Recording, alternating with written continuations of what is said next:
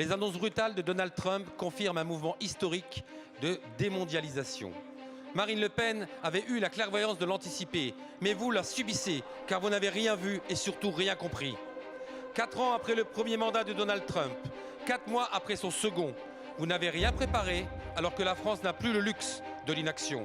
Soumise à une commission européenne dirigée par les intérêts allemands. Les États-Unis subventionnent et protègent leur production, comme la Chine et tant d'autres. La France, elle, sacrifie ses richesses. Cette réalité, je ne l'ai pas apprise dans un rapport parlementaire. Je l'ai vécue. Je travaillais à l'usine ArcelorMittal de Florange. J'ai vu Léo Fourneau s'éteindre, malgré les promesses d'un ancien président qui siège aujourd'hui tranquillement sur ses bancs. J'ai vu les ouvriers partir. J'ai vu la parole politique trahir.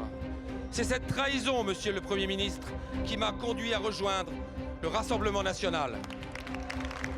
Dès 2012, Marine Le Pen défendait déjà, avec une constance que peu d'hommes et de femmes politiques peuvent revendiquer, la nécessité d'un protectionnisme intelligent et une politique économique en faveur du travail, pour protéger nos industries et nos emplois.